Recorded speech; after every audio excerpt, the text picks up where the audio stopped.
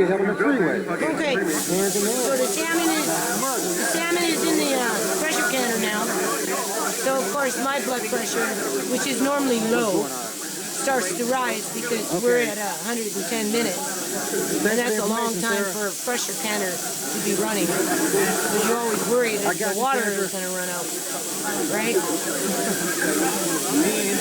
So anyway, I've done dishes today.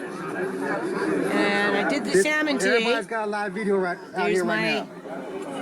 Olive Vera. So I've been kind of putting it on there because it feels better when it's moister. Of course they're lying. I had it out in the air today when I was out there with Andre picking walnuts, right? And now, as much as I don't want to, I'm going to have to go start cutting salmon again and get it marinating tonight anyway for this dehydrated salmon that I'm going to make. Right? It's best to marinate it. No, they said they were coming out. So I'm going to marinate it for tonight. 10 minutes. So I have to prepare it before this. 10 minutes ago. So I'm going to do that looks like they're packing up. So in reference to non-profit, for the people that watch this channel, I've been lying to us. I don't pursue memberships in terms of members' dues because it's too much accounting. I can't keep up with the accounting aspect of it. I've done it, and every time I found, and I've already mentioned this in my other videos. They said they was going to come out. Anytime I've had anyone do my non-profit books for me, it's not looking like they've come back to me all mixed up, thrown into a trash bag after they were held hostage for months. I don't know. So, you know, why would I want to start collecting money to have to add more numbers into the ledger to get more stress? I don't. And the other thing is, when I used to go out in the initial stages of promoting a nonprofit, like people normally do, you know, I'd approach businesses, you know, get individuals and try and get individuals involved in that type of thing. Asking money from businesses is difficult if you don't have a registered charity number. Business is business, they like their registered charity number. And when you look at the lineup in terms of all the charities or nonprofits coming through the door asking that same business for some money, you know, you got 50 businesses before, 50 charities or 50 nonprofits before you even show up at the door. So if you can't provide a tax receipt, that kind of puts you at the back of the line. So that's a big disappointment. We don't want no questions. We want to know why the fuck this shit. And then I watch this kind of stuff and I keep myself involved. Like when they had the Oregon standoff, I was in the chat room, you know, trying to show support to the American people, to the larger issues at hand on a national level that's chipping away at American and Canadian human rights. Do I agree with everything that goes on? Well, no, because I want to do it my way. But nobody's listening to me enough yet at this point to try it my way versus every so many years, you know, Occupy Wall Street will pop up, or, you know, at one point it was the Tea Party that popped up. To me, American politics, the people need to see results, and they're hoping to get the results this way, but it hasn't happened yet. So that's why I hang on to the nonprofit, because I believe that once we start contributing to these state and provincial trust accounts, once these state and provincial trust accounts are established, and the money starts to trickle in, and then it goes back into the community to the very people that need it the most, which is the community, right? And you're not tackling just one problem, you're tackling several problems at one time, because we're dealing with, if you want to get into membership, several different state or provincial trust accounts, right? But that requires an accountant. I can't do that. And if we're going to get into start with the micro and get into the macro, we're going to need tech people, I guess that's what you call them. People that know how to make good web pages and can update on the web page quickly and who can expand on web pages, because we're talking about 50 states and 13 provinces with all their counties and districts. Counties in the states, districts in Canada. Province to territory, to state to state to state. So I don't expect people to give me money to continue working on that, because that's what I've been working on. And if the money starts coming in, I'm not the one that wants to add up the numbers. Okay, I just want to see the numbers, that's all. And then when the numbers start to get to a point where we can invest it back into the community, where those dollars were generated from, then maybe we can start to alleviate and solve some of these issues. Because, you know, I'm out there with them, just like I was out there in the Vancouver Occupy Wall Street. You know, we're the little people. We want to change the system. You know, we don't know how to change the system by ourselves as an individual. So we come together to try to get noticed. But at the end of the day, you know, the poverty level still remains. The pressure of competition between the business and the nonprofit and, you know, the consumer still remains. You know, and then there's the tax situation in terms of federal and, you know, provincial and state and county and district. You know, everybody wants their tax.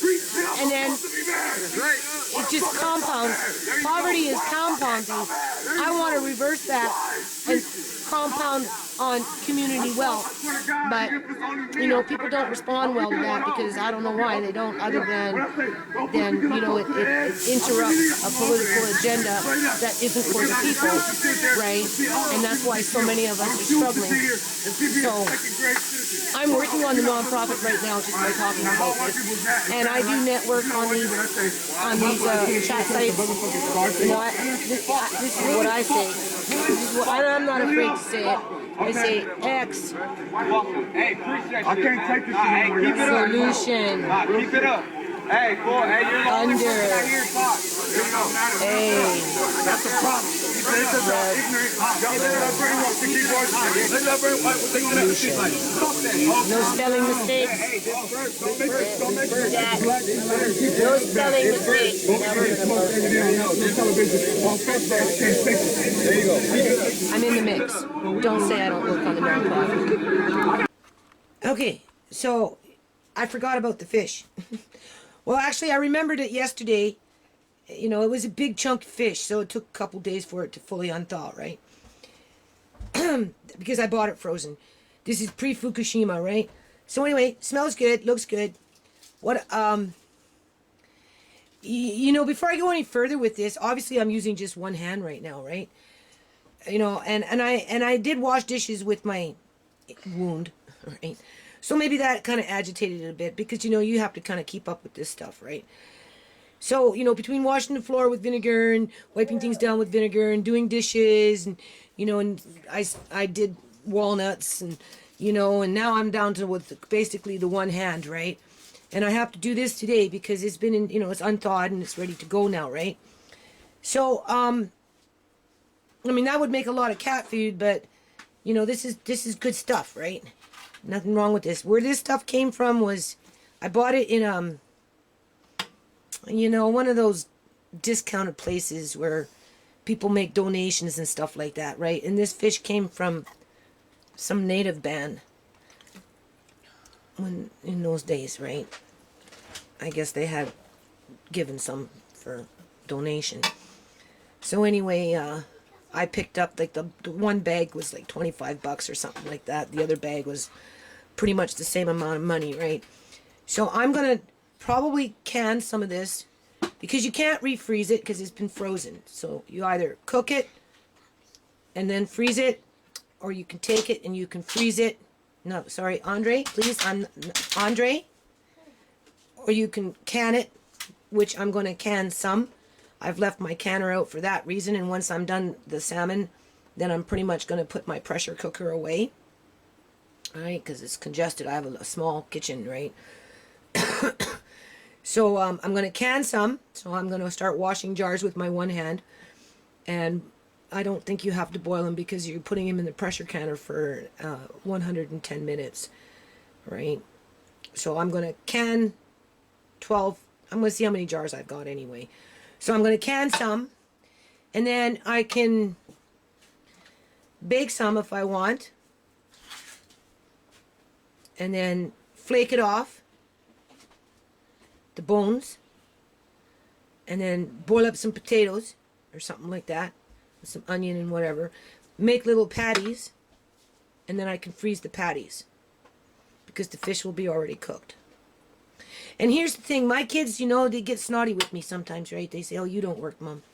You haven't worked, you know, raising kids is not work. Like, they literally tell me that raising them was not work.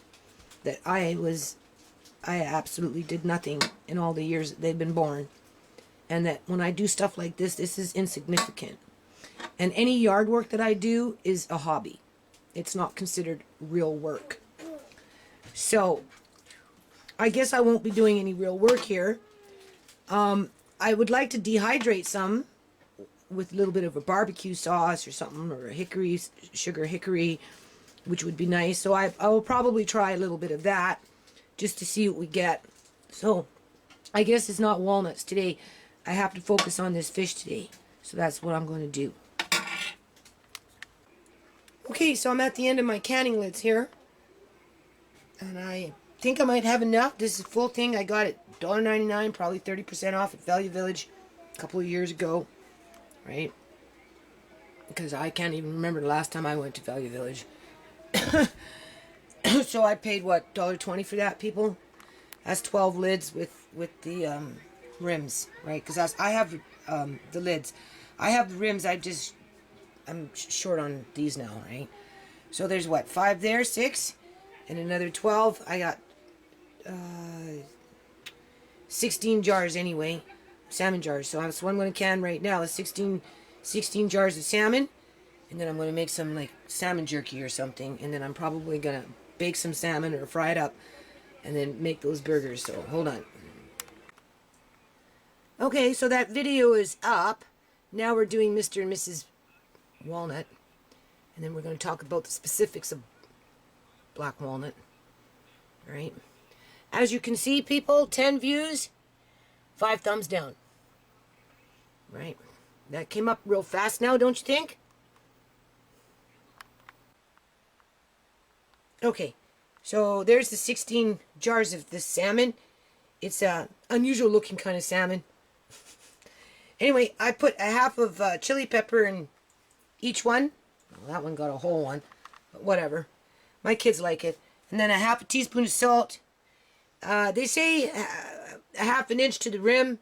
So I'm almost at that. So that's good. So now I'm going to clean them up, put the lids on, and then you put them in the pressure canner. And because these are small, you only need 100 minutes with them, right?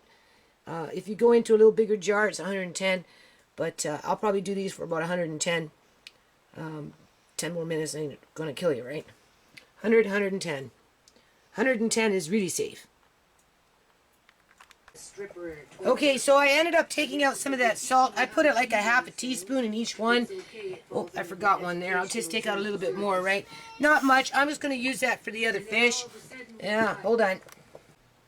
Okay, so as I'm doing the salmon here with my wounded hand, washing dishes, so much for being in water today.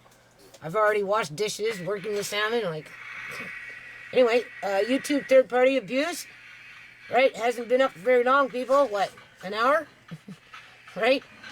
8 thumbs down, 18 views. Right?